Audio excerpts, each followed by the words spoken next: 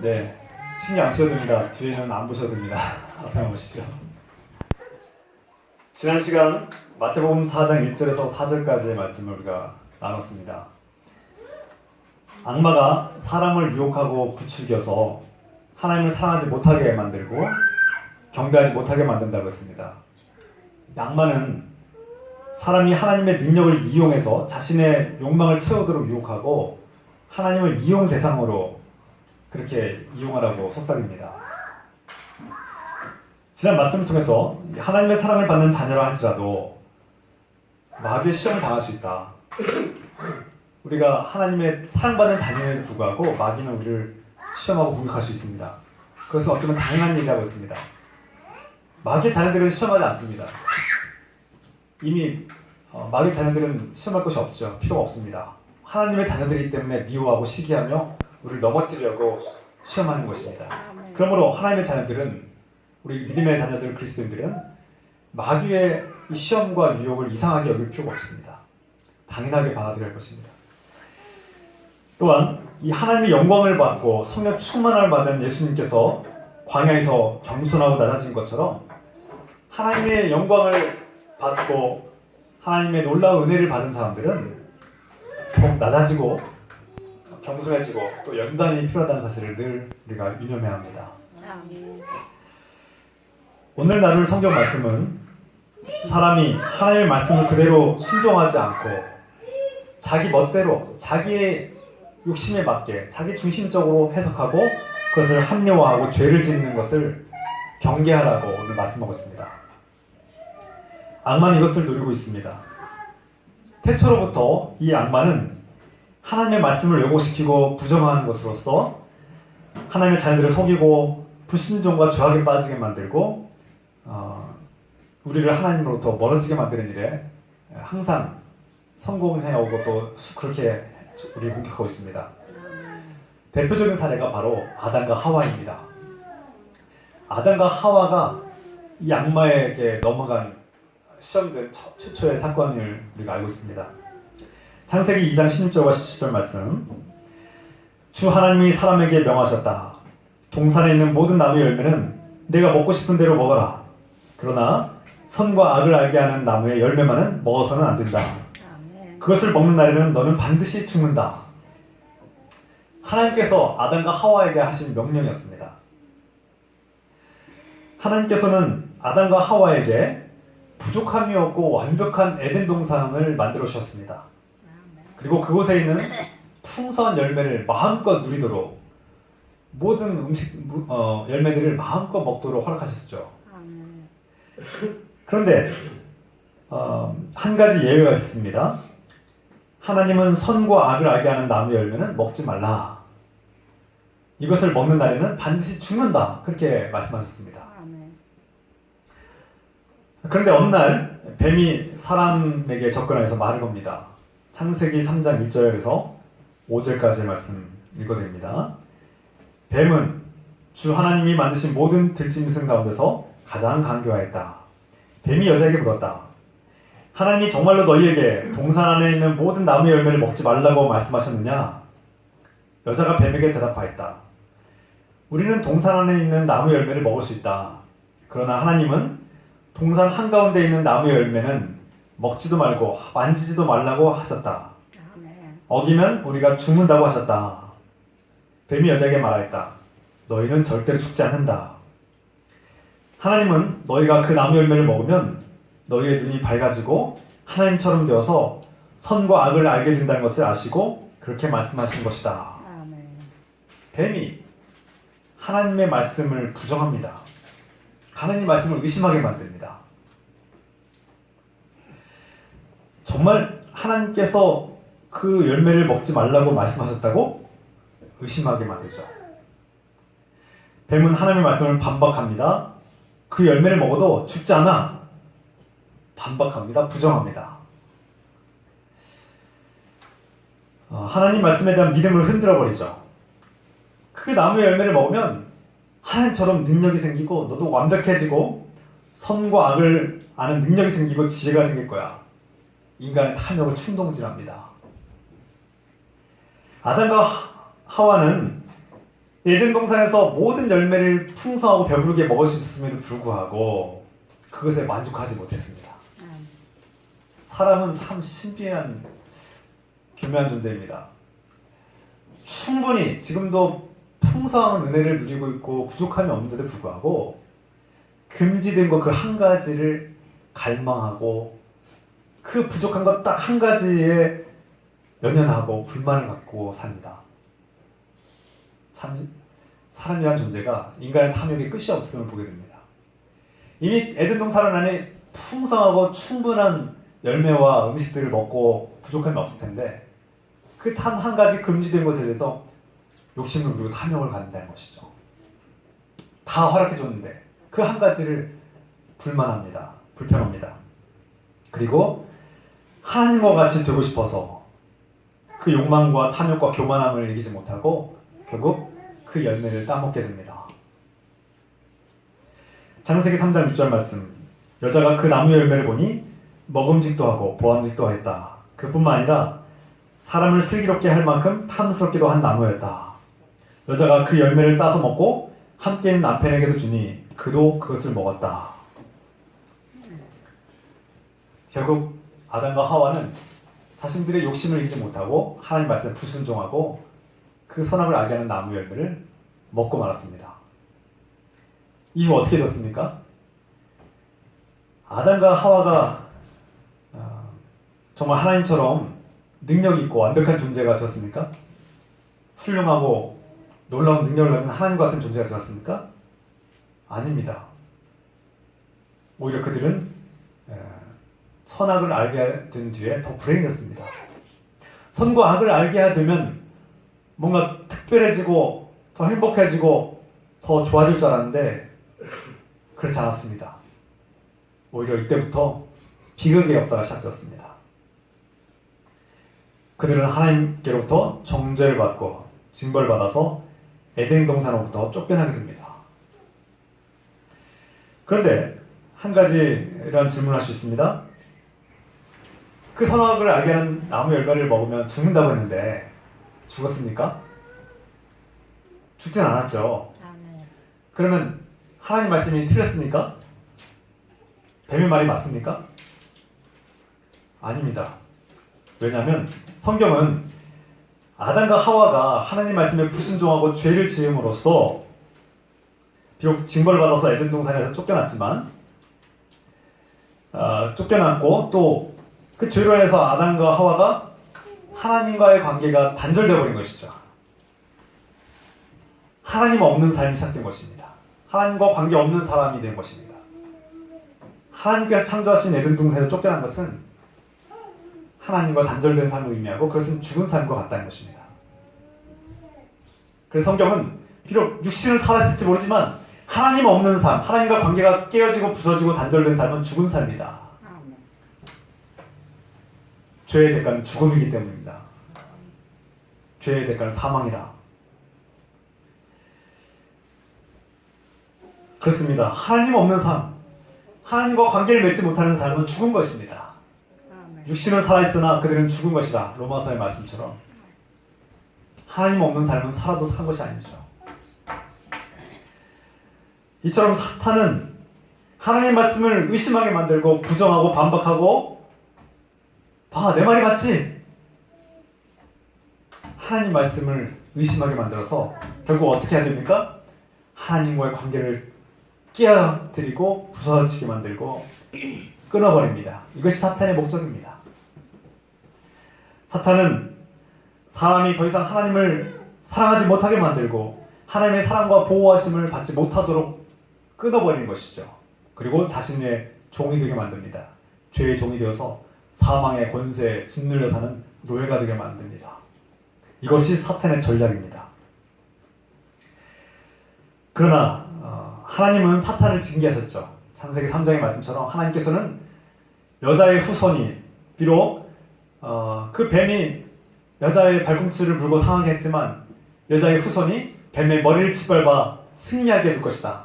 그 메시아가 하나님의 메시아가 나타나서 이 사탄을 짓누르고 영원한 승리를 얻게 될 것이라고 약속해 주셨습니다. 오늘 본문에서 예수님께서는 하나님의 아들 메시아로 이 땅에 오셔서 이 사탄의 머리를 짓밟고 계십니다. 성령 충만하신 예수님은 이제 사탄 마귀와 전쟁을 하고 있고 이 영적 싸움에서 승리하는 모습이 오늘 두 번째 나타나고 있습니다. 첫 번째 유혹은 실패했습니다. 첫 번째 마귀 유혹이 예수님에게 했던 그 마귀 유혹이 실패했죠.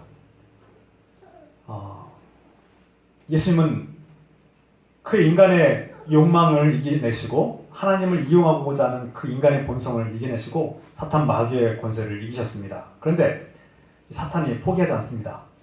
두 번째 다시 유혹하러 왔습니다. 이번에도 사탄 마귀가 아담과 하와를 넘어뜨린 것처럼 두 번째 이 사탄의 전략은 바로 말씀에 대한 말씀을 왜곡시키고 부정하는 것이 사탄의 전략이었습니다. 예수님께서 신명기의 말씀, 신명기 8장의 말씀을 들고 사탄을 물리치자 이제 사탄이 그래? 말씀을 가지고 한번 논쟁해보자고 말씀을 들고 나온 것이죠. 이번에 사탄이 말씀의 논쟁을 한 것은 시편 91편의 말씀입니다. 예수님을 성전 꼭대기에 데려간 후에 사탄은 성전에서 예수님을 시험합니다. 우리가 성전에 있다고 교회라는 이 건물 안에 있다고 해서 안 자는 것이 아니죠. 사탄은 이 안에서도 얼마든지 우리를 유혹할 수 있습니다. 성전 꼭대기에서 예수님을 조롱하듯이 사탄이 예수님을 시험합니다. 본래 시편 91편의 말씀은 하나님께서 택하신 자녀들을 사랑하시고 보호하시고 지켜주신다는 약속의 말씀이 담겨 있습니다. 내가 너를 지켜주고 보호하며 원수로부터 너를 지켜주고 보호하며 적들로부터 너를 지켜주고 모든 각종 질병과 해악으로부터 너를 지켜주고 보호할 것이다. 어떠한 재앙도 너를 해하지 못할 것이다 라는 말씀이 바로 시편 91편의 말씀입니다. 그런데 이 사탄 마귀가 이 시편 91편의 말씀, 내가 정말 하나님의 자녀라면 하나님께서 너를 보호하실까? 그 말씀이 맞다면 시험해봐. 하나님의 말씀을 시험하죠. 시편 91편 11절과 12절 말씀을 읽어드립니다. 그가 곧 하나님이 천사들에게 명령하셔서 내가 가는 길마다 너를 지키게 하실 것이니 너의 발이 돌부리에 부딪히지 않게 천사들이 그들의 손으로 너를 붙들어 줄 것이다. 내가 하나님의 아들이 맞다면 여기서 뛰어내려. 성경에 기록됐잖아. 하나님이 너를 막아주시고 지켜주시고 천사들이 땅에 닿지 않도록 돌에 부딪히지 않게 너의 발을 지켜주지 않겠느냐. 사탄은 이 하나님께서 창조하신 세계의 질서를 부정합니다. 중력의 원리를 무시하라고 합니다.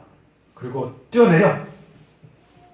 극단적인 이 조심스럽습니다만 뛰어내리면 어떻게 됩니까? 죽죠. 죽음을 유도합니다. 뛰어내려. 정말 하나님 너를 사랑하시고 지켜준다면 뛰어내려. 그러면 하나님께서 너를 막아주시고 지켜주시고 보호해주실 거야. 이것이 사탄의 전략입니다. 사탄은 시편에는 높은 곳에서 뛰어내려라는 말씀이 없습니다. 그리고 높은 곳에서 뛰어내려도 너는 살 것이라는 그런 성경 말씀은 없습니다. 그런데 사탄은 그 말씀을 교묘하게 왜곡하죠.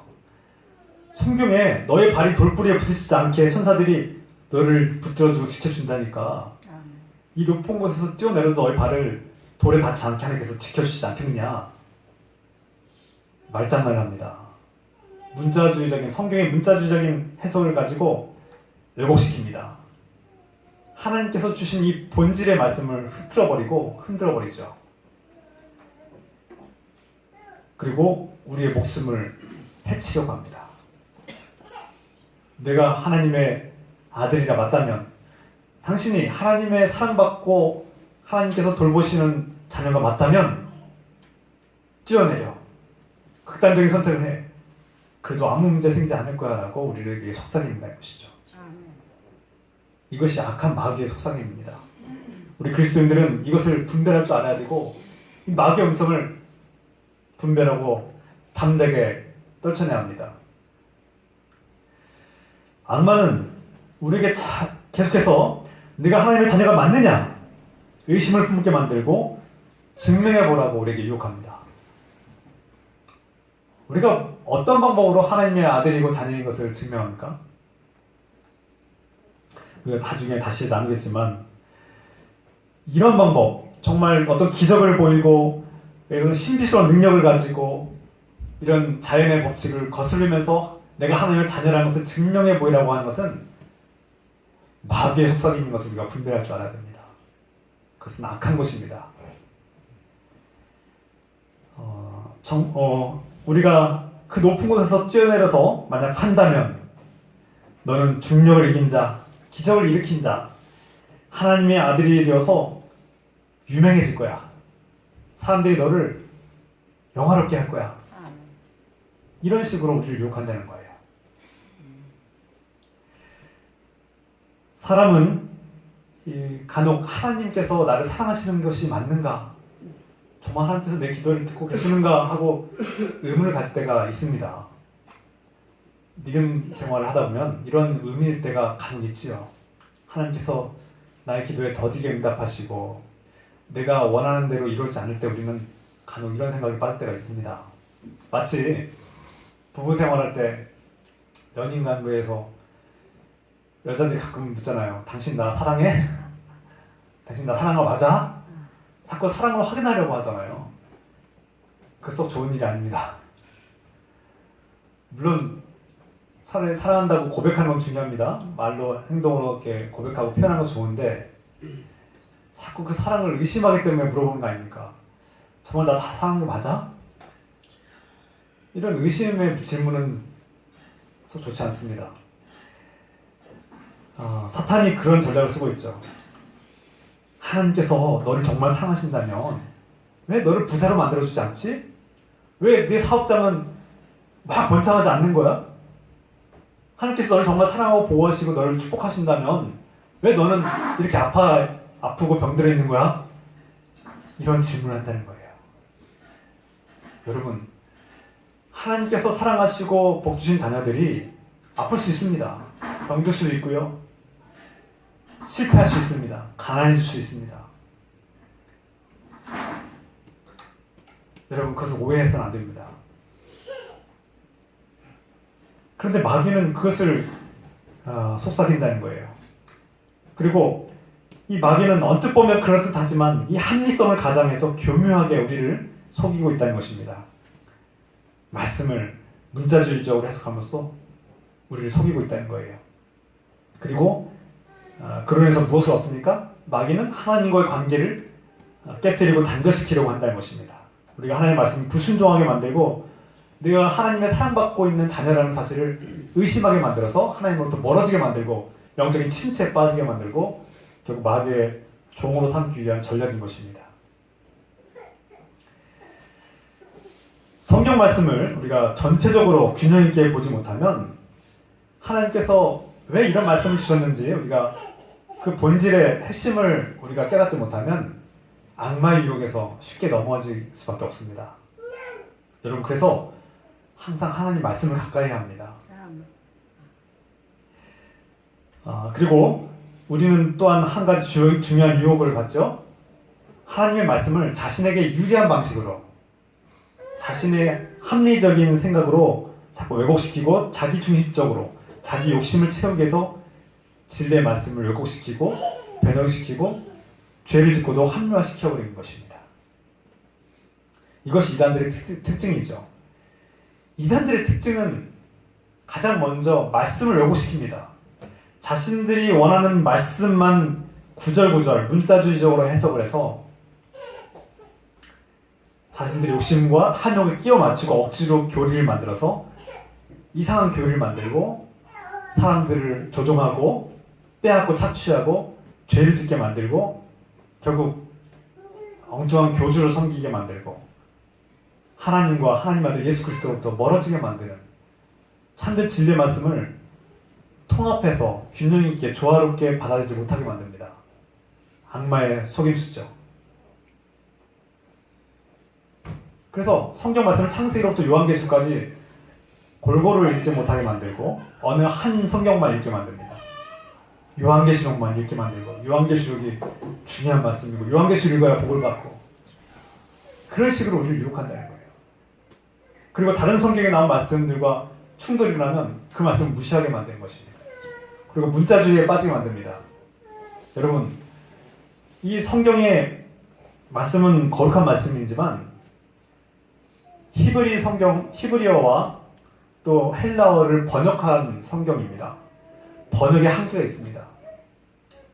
번역을 하다 보면요, 하나님을 하나님으로 표현한 성경도 있고, 하나님을 여호와로 표현한 성경도 있고, 하나님을 주님이라고 표현한 성경도 있습니다. 어떤 것은 맞고 어떤 것은 틀리다? 아닙니다.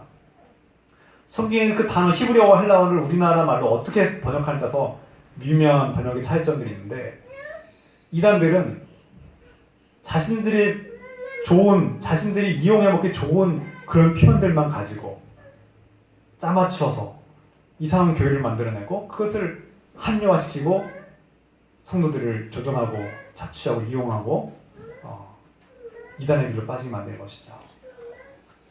대표적인 사례가 신천지이고, 그뿐입니까?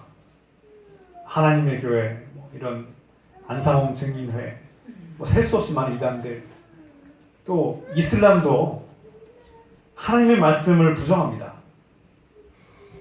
구약 성경을 교묘하게 믿는 것처럼 하지만 하나님께서 아브라함을 통해서 낳은 자식, 물론 이스마엘이 있지만 하나님께서 정통으로 영적으로 택하여서 세운 후손은 이삭입니다.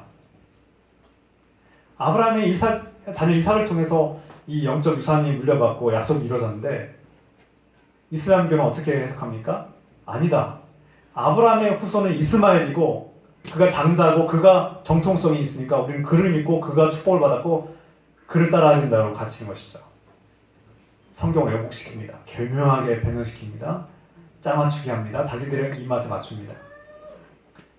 성경의 말씀을 왜곡시키고 변형시키고 왜곡시켜서 자신의 욕심을 채우는 것이 바로 이단들의 특징인 것이죠. 여러분, 성경 말씀을 들고 와서 성경 말씀으로 이렇게 논쟁하는 사람들 조심하셔야 합니다.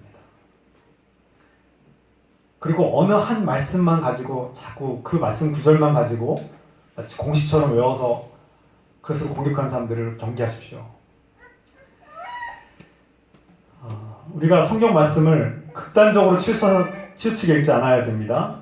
성경 말씀에는 하나님의 모습이 나타나는데, 하나님은 때로는 죄를 지은 자들에게 심판하시고 징벌을 주시는 하나님이시기도 하지만, 반대로 하나님은 우리의 죄를 용서하시고 사랑하시는 용서의 하나님으로 나타나죠. 그런데 이단들의 특징이 뭡니까? 하나님은 죄를 지은 자들을 멸망시키고 죽이는 심판의 하나님, 무서운 하나님으로 강조합니다. 그것이 마치 전부인 양. 또 반대로 어떤 이단들은 하나님께서 용서해 주실 거니까 마음껏 죄를 져도 상관없다. 하나님 다 용서하실 거 아니냐. 하나님은 영의 하나님이시니까 이 육신 마음대로 살아도 아무 상관없다고 쾌락주의를 자꾸 종용합니다. 다 치우쳤습니다. 건강한 그리스도인들은 심판의 하나님, 죄를 심판하시는 하나님을 두려워할 줄 알고 경외하되, 또한 회개하면 용서하시고 사랑으로 품으시는 은혜의 하나님이신 것을 동시에 알아야 되는 것입니다.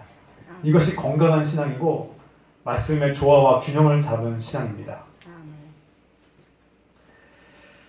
그렇다면 우리가 이런 악마의 유혹에 어떻게 대처해야 합니까? 또한 우리가 그리스도인들로서 어떻게 해야 말씀을 올바르고 균형 있게 적용하며 살 수 있습니까? 오늘 예수님께서는 이렇게 말씀하셨습니다. 악마에게 선포합니다. 또 성경에 기록하기를 주 너의 하나님을 시험하지 말라 말씀하셨습니다. 신명기 6장의 말씀을 인용했죠. 6장 16절 말씀. 예수님께서 말씀하신 것처럼 말씀을 요구시키는 악마를 향하여 진리의 말씀을 선포해야 합니다. 사탄아 물러가라. 주 너의 하나님을 시험하지 말라. 우리는 성경 말씀을 균형 잡힌 조화로운 하나님의 말씀을 우리가 분명히 알아야 됩니다. 이를 위해서 우리가 무엇보다 하나님의 말씀을 가까이 해야 합니다. 여러분, 하나님의 말씀을 읽으십시오. 여러분, 열정을 다해서 하나님 말씀을 가까이 하고 늘 하나님 말씀 읽는데, 읽고 묵상하는데 가까이 하고 힘쓰길 바랍니다. 하나님의 자녀들이 말씀을 모르면 악마의 유혹에 시들릴 수밖에 없고 넘어질 수밖에 없습니다. 여러분 말씀을 가까이 하시기 부탁드립니다. 아멘. 둘째, 말씀을 읽고 들을 때 내 마음대로 해석하고 싶은 유혹을 경계해야 합니다. 이 말씀을 마치 내 상황에 끼워 맞춰가지고 어거지로 해석하고 상상력을 지나치게 발휘하는 것은 위험합니다. 또 어떤 분들 중에는 제가 만난 어떤 그리스도인 형제는 자꾸 설교 말씀을 자기 입맛에 맞는 설교 말씀만 찾아다니는 분이 있어요. 그리고 자기 입맛에 맞지 않으면 자기가 듣기에 좋고 자꾸 이렇게 자기에게 위로만 주길 바라고 자기에게 조금이라도 쓴소리가 들어가고 책망하는 말씀이 있으면 귀를 막아버리고 그 교회를 떠나버리는 그런 사람들이 있어요. 자기에게 달콤한 말만 듣길 원하고 자기에게 늘 위로만 주길 원하고 자기를 좀 잘 격려해 주기만 바라는 그런 사람들이 있어요. 물론 하나님 말씀 안에는 따뜻한 위로와 소망과 격려와 사랑이 담겨 있지요. 그런데 하나님께서 사랑하시는 자녀들에게 마치 부모가 사랑하는 자녀가 잘못된 길로 갈 때 따끔하게 혼을 내는 것처럼 우리 사랑의 하나님 아버지께서 그 사랑하는 자녀들에게 책망하신 것은 사랑의 표현입니다. 성경이 이르기를 하나님께서 사랑하는 자를 책망하신다고 하셨습니다. 오히려 책망이 없다는 것은 의심해야 됩니다. 내가 하나님께로 사랑받지 못하고 있구나. 내가 하나님께로부터 전혀 책망을 받지 않고 칭찬만 듣고 있다면 내가 지금 위험한 상황에 있구나 라는 것을 깨달아야 합니다. 여러분, 내 입맛에 맞는 달콤한 말씀만 추구하는 신앙은 위험한 것입니다. 내 마음대로 말씀을 골라서 편식하고 싶은 유혹, 그것을 이겨내야 합니다. 성경 말씀을 읽을 때 창세기부터 요한계시까지 이렇게 쭉 이렇게 읽어보면 좋겠는데 책망의 말씀 나오면 쑥 넘어가고 듣기 싫은 말씀 나오면 딱 넘어가고 넘겨버리고 내가 좋은 말씀들 복 주고 또 복 주면 또 복 주리라 이런 말씀만 번창하게 하리라 강건하게 하리라 이런 말씀만 착 찾아서 읽고 나머지 말씀은 한 번도 읽지 않는 성도들이 있어요. 여러분, 우리가 음식을 먹을 때 내가 좋아하는 것만 자꾸 먹고 좀 맛없는 야채나 나물 같은 거 피하고 이렇게 안 먹으면 어떻게 됩니까? 건강이 악화될 수밖에 없습니다. 영적 신앙도 마찬가지입니다. 하나님 말씀을 골고루 섭취해야 하고 공급해야지 달콤한 사탕만 자꾸 먹게 되면 병들고 성장할 수 없고 침체된 영혼이 될 수밖에 없는 것이죠. 할렐루야. 아멘. 저는 그런 교인들을 가끔 만납니다. 그래서 여러분들이 이 세상에서 살면서 정말 강박하고 찌들어 있고 스트레스와 공통 속에서 살다가 주일에 와서 정말 격려와 위로와 소망을 받고 싶은 마음 충분히 이해합니다. 그리고 하나님은 여러분들의 마음을 알고 그런 깊은 위로와 소망과 은혜를 여러분들에게 베풀어 줄 것을 믿습니다. 다만 우리를 사랑하시기 때문에 우리를 올바른 길로 구원의 길로 이끌기 위해서 잘못된 길로 가는 우리를 책망하고 강하게 이끌 때가 있다는 거예요. 그때 우리가 슬퍼하거나 두려워하거나 겁내지 말고 하나님께서 나를 사랑하시고 있구나라는 것을 깨닫고 겸손하게 믿음으로 받아들이길 소망합니다. 그래야만 건강한 신앙, 말씀 안에 거하는 신앙을 유지할 수 있는 것입니다. 끝으로 말씀을 이용하여 자신이 높아지고 싶은 유혹을 이겨내야 합니다. 아담과 하와는 이 뱀의 유혹에 넘어가서 결국 하나님 말씀을 얻었죠. 그들은 자신들이 하나님과 같이 되고 싶고 그런 교만한 마음으로 인해서 말씀을 부정하고 외면했습니다. 결국 하나님을 시험하게 되었죠. 우리는 하나님 말씀을 이용해서 자꾸 성공을 합리화시키고 내가 부자가 되는 것을 합리화시키고 내가 다른 사람들을 이용하고 조종하는 것까지 합리화시킬 때가 있습니다. 말씀으로 협박하고 싶을 때도 있고요. 말씀으로 내가 높아지고 싶은 유혹을 받게 됩니다. 말씀으로 유명해지고 싶은 유혹을 받게 될 때가 있습니다. 우리가 이런 유혹을 이겨내야 합니다. 아멘. 우리 힘만으로는 이겨내기 어렵습니다. 성경에 말씀과 기도로 거룩해지느니라고 하셨습니다. 그리고 우리가 성령의 도움을 받아야만 합니다.